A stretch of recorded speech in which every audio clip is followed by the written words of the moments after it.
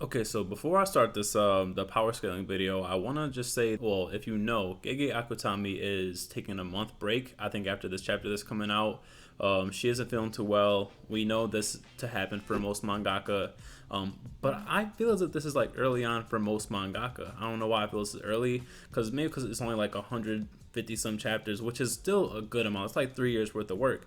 So I just want to just shout out to Gege just for giving us such good content for the past some odd years. Honestly, this happens way more often than it should, but it's expected. You're in a room, you're just drawing all day, and you're just not getting as much movement as you should. So just take the time you need and get back whenever you can. Everyone send their prayers out to Gege Akutami. I didn't even know Gege was a she, to be honest with you. I thought it was a dude the whole time. Yeah, that makes it the more impressive. So just keep it up. Just do well. I hope this isn't like a thing, gonna be a thing, like a Dragon Quest, Hunter x Hunter, Tagashi kind of thing. Just take the rest and let's start this power scaling video.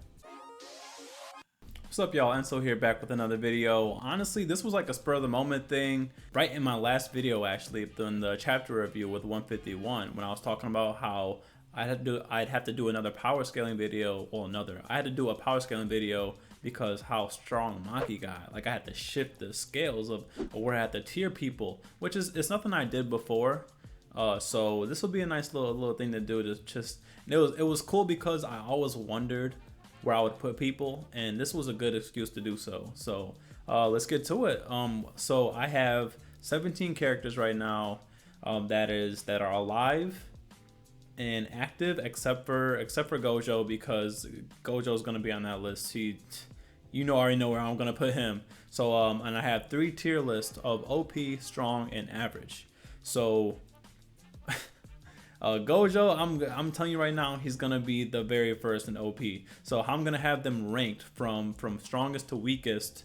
The strongest being the closest one to the category, and from there on, it's gonna be weaker and weaker. So we'll start with average. Average are gonna be like the people who are just support characters. They're not foot soldiers. They're not on the battlefield doing nothing super duper crazy. They're in the aftermath to help out other characters that were actually putting in work. So yeah, let's get started with average. And I actually have a list, so well, you can't see because my light's bright, but I have a list so I know where people are gonna go. With average, we are gonna start with Panda. Go. Momo, where you at? Then Miwa. She looks pretty shocked. She's always looking shocked because she's never stronger than anyone. And Inumaki, which, as I say, she's not stronger than anyone. I don't think she's stronger than Inumaki. Actually, I do. I'm not gonna lie, because Inumaki has no battle experience. He only says things. He is the epitome of a support character in Jujutsu Kaisen. He supports. Like when they were in the event and Hanami invaded, all he was supporting and telling Hanami to stop. He was a good support, but only because Hanami didn't know how it worked. And everyone on that list that was at the Kyoto event that's a sorcerer knows how his ability works. You can fight him because he has no hand-to-hand. He didn't have a weapon. He should have really trained at like a weapon or something. Seriously. I don't think anyone else on this list is beating Panda. Panda's at the top because Momo's little dust, she's not going to sweep her way to victory with Panda. That's not going to happen. Miwa, I believe that Momo can just keep her distance and just shoot air at Miwa. That's all Momo has to do to get the dub, because it was working for Kugisaki until Kugisaki is just cooked up a plan, and I don't think Miwa's at that mental level to think of a plan to do that. And Panda, I think that Panda can break Miwa's sword. Panda trained with Maki for a very long time, which easily disarmed Miwa. So anyone in that list could beat Inumaki, and the rest can beat Miwa, like from there and like up. You know what I'm saying? So that's why I put everyone for average. Now for strong. So for the strong list, we start off with the strongest of them. I believe to be, people are not gonna like me for this. Kusakabe, Megumi, where you at? Megumi, Yuji, Mei. What else? Mei. Actually, no. It's Mei and then Yuji. Let me stop playing. MEEEE, then Yuji. People are really not gonna like me for that one. Everyone, Yuji, maybe it can't be Yuji. Yes, I believe maybe it can, but I'll explain. So then Yuji and Choso, where you at? And then Noritoshi Camel. So for this list right here, I don't believe anyone right there can beat Kusakabe, mainly because his feats. He knows the new shadow style, which is the same thing that Miwa uses, but way better because he's a grade 1 and way more refined. Like you saw when Kenjaku, aka Fake Noritoshi, aka whatever names he had throughout his past, threw the ultimate Uzumaki at the group of sorcerers, and who blocked it? Kusakabe blocked that with a freaking sword. No one else on that list, and that strong list, is doing that, I don't believe. MEEEE might, but no one's blocking that. Like, you know what I'm saying? That was my sword thing, blocked. Anyway, so I don't think anyone is beating him for that. And the fact that for the new shadow style, you've seen the Batou quick draw that Miwa did against Yuji in the back when in the event arc or whatever, the Kyoto School event or whatever. She did the Nobunaga thing where if you step in her radius, it's an automatic reflex. And if Kusakabe knows the new shadow style, he definitely knows how to do that, and he's gonna be way more efficient and way quicker at it than Miwa, because Miwa said she even held back. So it's auto reflex, but you can hold that auto reflex back a bit, I guess. However, so I believe that Kusakabe can beat everyone there because no one will be able to get near him with that kind of technique and skill that he has and the feats that he's done. Megumi, I put him there simply because of the domain expansion. He's skilled also, but he's not stronger. I don't feel as if he's like physically stronger than anyone on that list, but the skills that he has topples up to where he is now, in my opinion, to the point where domain expansion is such a trump card for him. He used it with ease. He was even doing a domain expansion tug of war with Dagon, whatever his name is, the fish. and he's actually holding his own to a point where Dagon lost the auto hit ability for his domain expansion. And no one behind Megumi right there has a defense mechanism for domain expansion. We've seen Ui with MEEEE. He had the simple domain that he had when they were fighting the smallpox curse, whatever curse name was, but she didn't do it. They were both trapped, but Ui used his simple domain, and MEEEE was just charging, blitzing out of the boxes, the coffins or whatever. And the reason I put her in front of Yuji and everyone else is because yes, Yuji may be like physically stronger than her, maybe, but that's not even like guaranteed. And his hand to hand is probably way better too. But MEEEE, she has close combat experience with a freaking axe that she's swinging around like it's a katana, like a lightweight katana at 1. And 2, she has the crows, those freaking crows. It literally just put a hole through that curse spirit. And I don't know, I forgot if that curse spirit was special grade or not, but it was a high grade curse spirit that she just blitzed a hole through the crow that she imbued with her curse energy. And who's to say she can't do that with multiple crows, you know, especially out in the open. So she has range and close quarters. She can like gang up on Yuji, and that's gonna be a lot on his plate. And if that's a lot for him, I know it's gonna be a lot for Choso and Noritoshi.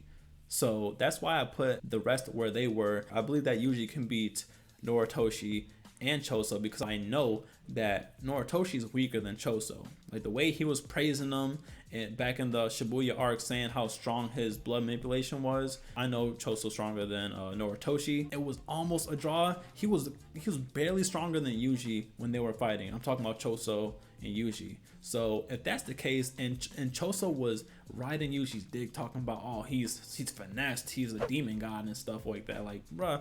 So I believe at this point Yuji can definitely beat Choso, and if he can beat Choso, he can beat Noritoshi. That's why everyone is where they are on the list. I believe no one on that list hand to hand can beat Yuji, but because he doesn't have ranged attacks like everyone else does on that list, except for Kusakabe, that's why he is where he is. His lack of ranged attacks. If he had Dismantle or Cleave from Sukuna, then he might have been, he definitely probably would have surpassed MEEEE. And if he had defense against domain expansions and Sukuna's technique, he'd definitely be ahead of I gotta look at Megumi. He'd definitely be ahead of Megumi. He'd be number 2 if that was the case, but that's not the case. So that's why everyone is where they are in the strong category. You like it? Probably not. Put your comments down below. I'm not done, but I already know people probably won't agree with where I'm putting people. So let's just go to the overpowered category. All right, so for the overpowered, we got Gojo number 1, Sukuna, then Akotsu, then Maki, then Kenjaku, aka Fake Geto, aka Fake Noritoshi. Excuse me. Then we got Yuki, then Uriume. I have a friend that calls Uriume Urayum. Like, bro, where's your inner weeb at? It's Urayume. Come on, bruh. Anyway, so to explain why I put people where I put them for the OP category, we all know why Gojo's number 1. I don't believe that Sukuna can beat Gojo right now, especially because he doesn't have all of his fingers, for 1. And 2, I'm just going to take his word in the fact that when Yuji asked Gojo in the beginning, who would win if you guys were at full power, Gojo said him. That could have been confidence. Obviously, it's confidence. He's the strongest. He never lost well, I can't say he never lost a fight. But yeah, he definitely knows what Sukuna has to offer. And he's well aware, not firsthand, but he is knowledgeable of Sukuna to where I know that I had faith in Gojo in that particular scenario. So then we have Akotsu. I don't believe he's beating the 2 that's ahead of him, but the rest, mainly because of his immense curse energy and because he has the Queen of Curse Spirits. I forgot the girl's name at the time for some reason. But I would say because Maki's definitely stronger.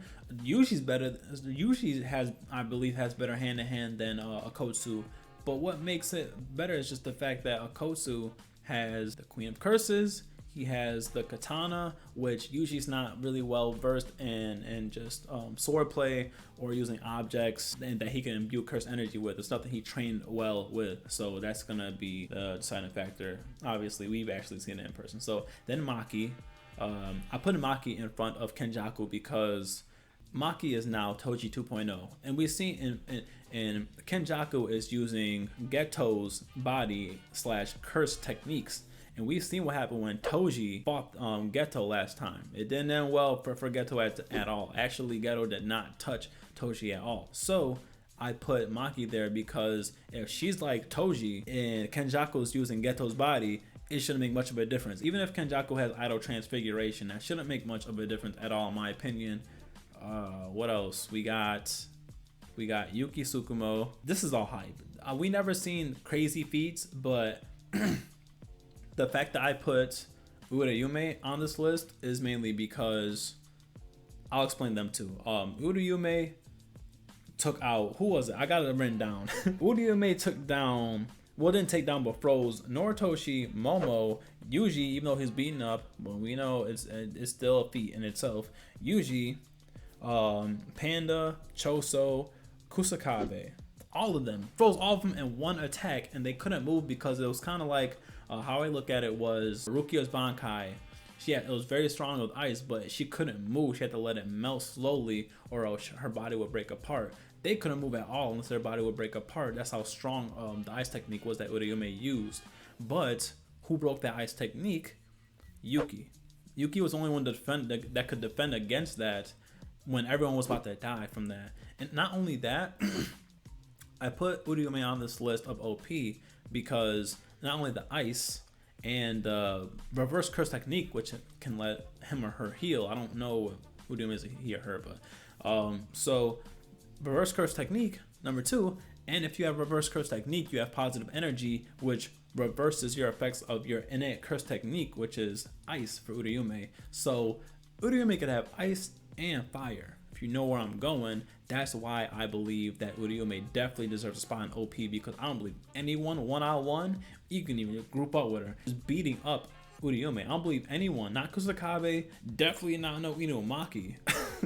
no one's beating Urayume on that list other than who's above Urayume. So that's why that's there, and that's why I put Yuki in front of Urayume, because Urayume had, well, not Urayume, but Yuki had a defense against the ice that no one else could defend against. So that's just a feat. I know we never seen Yuki fight, but that's why. So yeah, that's my list of active people that have beats behind them that we've seen. Gojo, like I said, he's trapped, but we've seen more than enough to know why he's number one on this list. Yeah, I know a lot of people are gonna disagree with this list. Some might agree, some might go halfway. I kind of agree, kind of disagree. It's fine. It's just my opinion of where I put people from based off what I seen and how I look at what we've seen, how my point of view off what we've seen.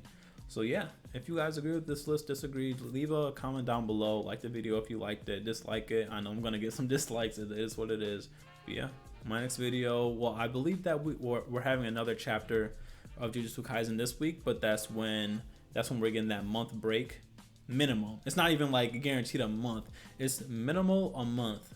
So yeah, Gege could take a longer time with this. I don't mind though. You're giving us great content. Take your time. Just don't Dragon Quest it. Don't Tagashi this. Please. Please. I know you got influence from Tagashi. So I hope you didn't pick up his bad habits also. Yeah, that's the video. Thank you guys for watching, and I'll see you in the next chapter or whatever video I do. Peace.